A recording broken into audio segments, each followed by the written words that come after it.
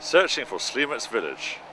Slemence was once a very ordinary village, 100 kilometers east of Košice, that was unexpectedly swept by political tides that never went away. Formerly known as Szelmenc, this village was also part of Hungary before it came enclosed with Czechoslovakia. But more significantly, during the night of August 30th, 1946, the Red Army cut through Slemence to establish a USSR borderline from the rest of Europe and placed a 6-meter-high electric fence alongside with border guards and watchtowers, thus destroying settlements, separating lands, properties, families, friends forever.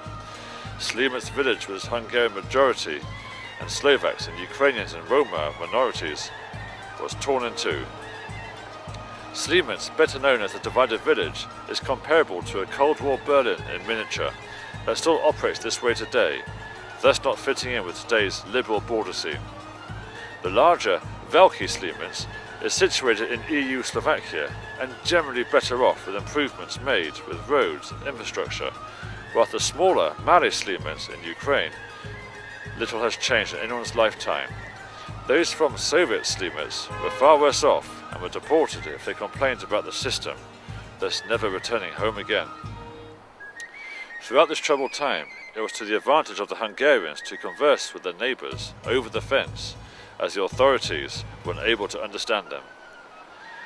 After the death of Stalin, restrictions lightened a little, and it became possible to visit one another, as visas were required to go from one side of the village to the other via Uzhgorod.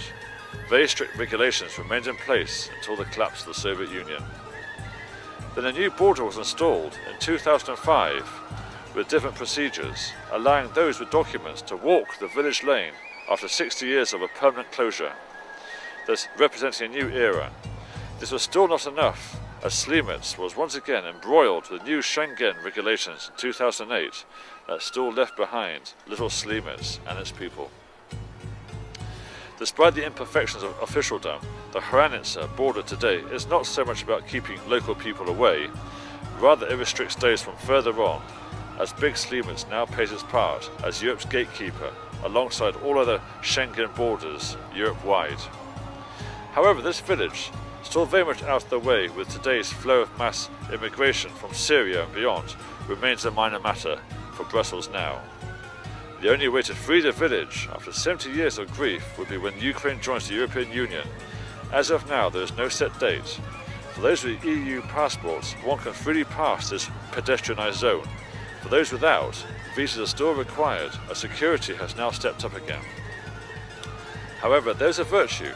Bicycles are allowed to pass, as compared to the heavy-going 24/7 Uzhgorod and Trot borders nearby, as I was sent back with my bike last time I was there. Impressions. It's a jump in time when one goes from one side of the village to the other. There's more going on in Velký Slemence, as I noticed a school, 2 churches, an abbot's shop and a football field. Beyond this, Slemence is eerily quiet. From either end I saw so few people, cars, dogs, cats, etc. It made me wonder, with Malý Slemence in particular, if this place has been mostly abandoned, perhaps due to high unemployment. Apart from working the land and patrolling the border, there is not much else there, unless one becomes involved with private enterprises and perhaps smuggling to get by. Despite the hardships, the more privileged Velký Slemencins, provided they have accounted for their Central European time and Kiev time zones, can walk the village lane, buy a cheaper bottle of wine or vodka from another country and return home within moments. However, Malý Slemence is more interesting. Close to the Ukraine border are the shops. I did not go inside any, as it was enough for me to capture the atmosphere from afar. The displays of flowers, clothes, perfumes, drinks, cigarettes, household items, toys were all at bargain prices, I am sure. As for anything else, I could not say. Further along the lane is a pleasant enough pizzeria, and continuing is an elegant church and an attractive folklore bus stop from a bygone era. As I looked at what was left of the faded artwork, it really made me wonder what other stories this village had to tell. More needs to be done to document Slemence, considering what has become of this place. It's always enchanting to cycle along with the village stalks and as they perhaps fly over the border, as well as close by. After my Ukrainian kvass drink and a rest at a bus stop, it was time to go. Then in the heat and the dust of the day, I was gone. I will forever be curious about Slemence. I always leave this place wanting to find out more. It's a very worthwhile experience to go there, and I dedicate this article to the village as a token of love. Slemence itself is not about tourism, but the Transcarpathia region is. There is much on offer in Uzhhorod, Mukachevo, and with the hills and the valleys close by that lead towards Lviv and Mount Hovola. Slemence is a pleasant 15-kilometer bike ride from Uzhhorod. If you wish to visit Slemence, it is best to make this a day trip only. At time of writing, there were no tourist facilities available that came to my attention whilst there. But discretion is required, especially with a camera. May I recommend watching a very good Slovak film with English subtitles called Hranice. This documentary highlights what Slemence and the people went through with this unwanted frontier line.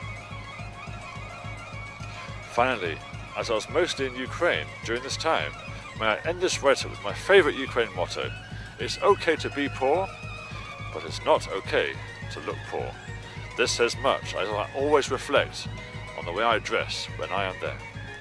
This is Alex Stemp reporting exclusively for Nasha TV Košice, October 2015.